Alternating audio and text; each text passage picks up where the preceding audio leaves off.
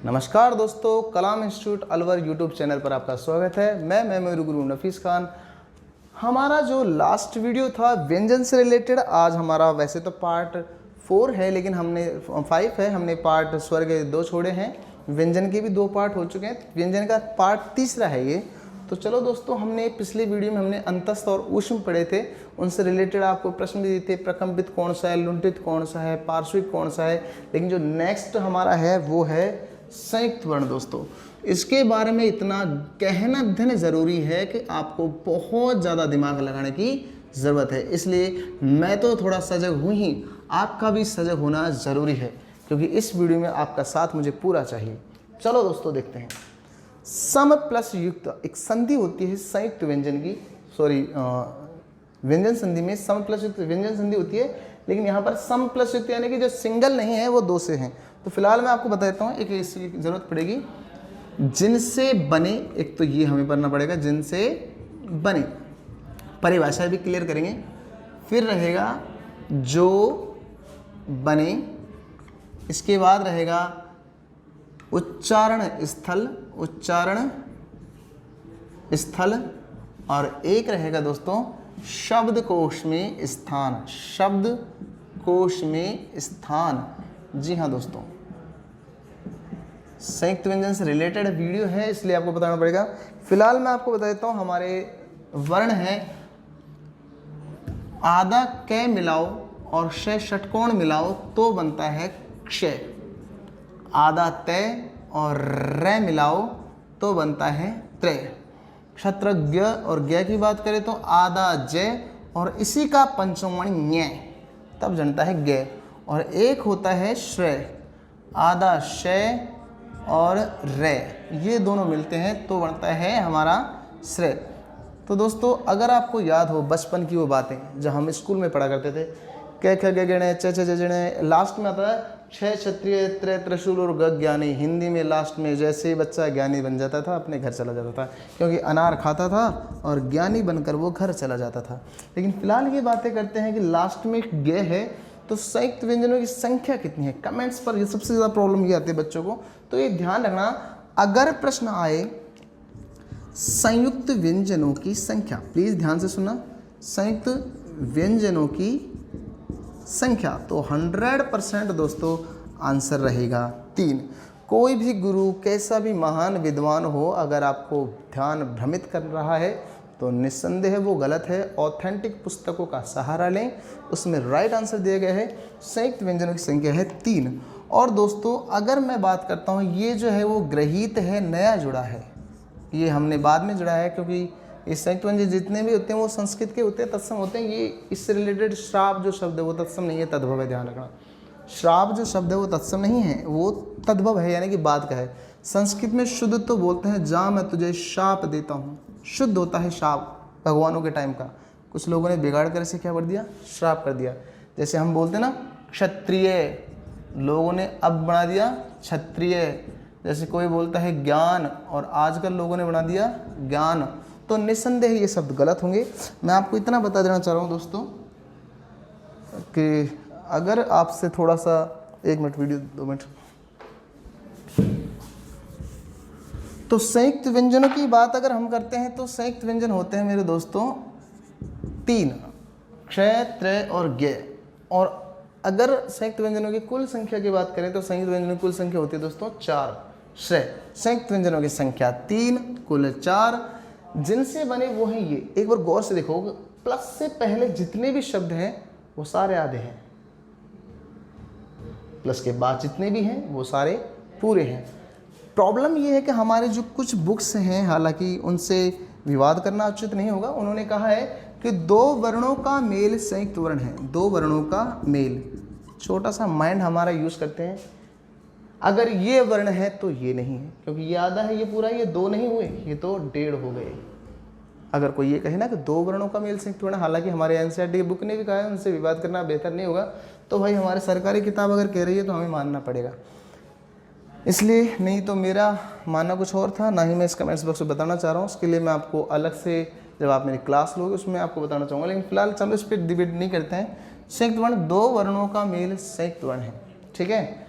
और संयुक्त वर्णों की संख्या पूछे तो मेरे दोस्तों 3, कुल संख्या पूछे तो 4। कुछ टीचर्स जो हैं वो विद्यालय का ये द्य और ये इसको जोड़कर ये बनाए, इसको भी संयुक्त व्यंजन मानते हैं। तो ये निस्संदेह संयुक्त व्यंजन नहीं है, ये योग वर्ण है, क्योंकि संयुक्त व्यंजन में जब दो अलग अलग वर्ण मिलते हैं तो कुछ नया डिजाइन आता है। तय और रे जोड़ा त्रय। अब विद्यालय का अगर मैं दे और ये जोड़ूंगा तो इसमें दे भी दिखाई दे रहा है और ये भी, तो ये तो निश्चित है कि संयुक्त व्यंजनों में रूप दिखाई नहीं देता है, कुछ डिफरेंट बन के आता है। ठीक है, तो संयुक्त व्यंजनों में रूप आना चाहिए कुछ नया। तो हाँ दोस्तों, मैं इतना जरूर कहना चाहूँगा कि आगे की बात करें, संयुक्त व्यंजन संख्या 3, कुल संख्या हो गई 4। अब बात करते हैं उच्चारण स्थलों की। तो ये बताइए कै कहाँ से बोलता है? कै बोलते हैं तो कंठ से बोलता है, कै बोलता है कंठ से।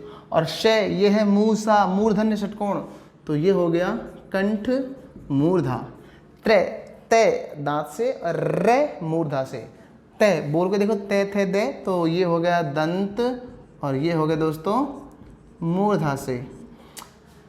जय ये हो गया जय, चे छे जय जय जय, पूरी लाइन तालु से बोलेगी। और ये हालांकि नाक से बोलती है, तो इसका उच्चारण हो गया तालु नासिक्य। ये सारे द्विस्थानीय, ये भी ध्यान रखना। किंतु ये शय, शय बोले तो शालू, शालू यानी कि तालु, और रे बोले तो मूर्धा।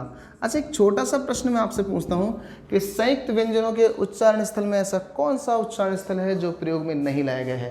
कंठ, तालु, मूर्धा, दंत या ओष्ठ?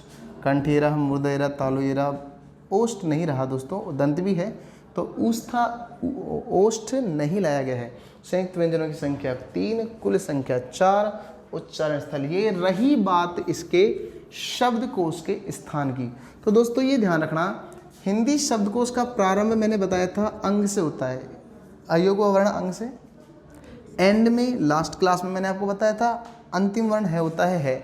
तो प्रश्न ये तो माइंड में आता होगा कि क्षय, त्रय, गे और श्रेय, अगर मान लो ज्ञानी जैल सिंह का नाम आए तो ये कहाँ मिलेगा? क्योंकि ये तो वर्णमाला में, देखो वर्णमाला में ए अनार से शुरू होता है ज्ञानी, यानी कि बच्चा आता अनपढ़ है और ज्ञानी बनकर जाता है हिंदी के अनुसार। लेकिन हिंदी शब्दकोश में अंग से शुरू होता है और है पर खत्म होता है। तो है के बाद तो क्षय, त्रय, गे वर्णमाला में आते हैं। तो फिर इसके बाद अगर और कोई वर्ण नहीं आते तो फिर इस नाम के बच्चे कहाँ जाते हैं? तो दोस्तों ये ध्यान रखना, क्षय, त्रय, गे और श्रेय नाम के बच्चे कहाँ जाते हैं? तो सीधी सी बात है, क्या किससे बना है? कै खे गे के खे गे घे, तो ये इसके बीच में आएगा क्षय। तो अगर कोई क्षमा शर्मा है या क्षमा है तो उसका नाम मिलेगा कै के बाद मिलेगा, लेकिन खे से पहले। आप मार्केट जाइए, कोई भी डिक्शनरी खरीदीजिए, उसमें कोई का भी नाम छः पे ढूंढ के देखिए, तो निश्चित है वो कै के बाद मिलेगा, लेकिन खे से पहले मिलेगा। हालांकि एक एग्जाम में पूछा गया है कि त्रय का स्थान किसके बाद और किससे पहले, तो लगाइए दिमाग, क्या वो तय के बाद रे से पहले होगा? नहीं, वो होगा तय के बाद लेकिन थे से पहले। सेम इसी प्रकार ये जय के बाद होगा, क्योंकि जैसे बना है जय के बाद, लेकिन चे छे जय और झय से पहले। ऐसे श्रेय शय के बाद और शय से पहले। तो याद रखना दोस्तों, शब्दकोश में अगर हम इसके स्थान की बात करें तो ये इनके स्थान रहेंगे। फिलहाल मैं आपको एक बात और बता देता हूँ, शब्दकोश के फिर से प्राप्त करते हैं। शब्दकोश में वर्णों की संख्या 3 हो गई, कुल संख्या हो गई 4। ये हो गए इनके उच्चारण स्थल, ये हो गए शब्दकोश में स्थान। हालांकि मैं फिर से बताना चाह रहा हूँ, शब्दकोश के टॉपिक की बात हम बाद में ही करेंगे। अब इनसे रिलेटेड प्रश्न कैसे कैसे आ सकते हैं। PSTC 2017 में तो ये प्रश्न आया था कि ज्ञ का निर्माण किससे हुआ है? दोस्तों आधा जय और आधे ये से होता है क्या? बिल्कुल नहीं होता है। क्या ये दोनों पूरे होते हैं? बिल्कुल नहीं होते हैं। हाँ, एक आधा होता है, एक पूरा होता है। अगर पेपर वाला हमें ये दे कि ये कैसे बना है, तो इसमें दोनों आधे हैं, तो ये ध्यान रखना दोस्तों। अगर इसको आधा किया है तो दोनों आधे कर देना, ये पूरा है तो इसमें पहले वाले को आधा कर देना। फिलहाल देखिए, कै और से, क्षय, आवाज आ रही, क्षय, मीनाक्षी, ये तो बोलेगा नहीं मीनाक्षी, ऐसे नहीं बोलेगा। तय और रे, त्रिशूल, ऐसे नहीं बोलेगा त्रिशूल। जय और जय, लेकिन बोलते क्या है हम? ज्ञ। बिल्कुल, अगर मैं इसको बोलूँगा ज्ञान, उसकी तरह से बोलो जान तो फिर तो वर्ड उच्चारण गलत हो जाएगा, इसलिए इसको यही रहने दो बोलने में। श और र श, जैसे श्रृगाल हुआ, सेम इस प्रकार। अब मैं इनके बारे में महत्वपूर्ण तथ्यों के बारे में आता हूँ दोस्तों। अन्य तथ्य, अन्य तथ्य की अगर हम बात करें दोस्तों तो एक बात ध्यान रखना, इनका निर्माण जिन वर्णों से हुआ है वो सभी वर्ण तत्सम होते हैं। पहली बात, तत्सम का मतलब रीट में, पटवारी में, एसआई में तत्समों की लिस्ट रहेगी, शायद पटवार से रिलेटेड हटा दिया है। तो ये ध्यान रखना कि ये वर्ण जिस भी लिस्ट में आ जाए वो सभी शब्द तत्सम होंगे। जैसे क्षत्रिय संस्कृत का हो गया, या फिर मान लीजिए एक वर्ड है हमारे अलवर में फेमस है, क्षीर स्थल। मैं गया था एक स्थान पर, मंदिर में गया तो वहाँ पर लिख रखा था क्षीर स्थल। जब मैंने मन ही मन में इसका डाइवर्ट किया, क्योंकि लोग क्षीर को तो बोलते हैं खीर और स्थल को बोलते हैं थड़, और रियलिटी में उस जगह का नाम था खैर थल।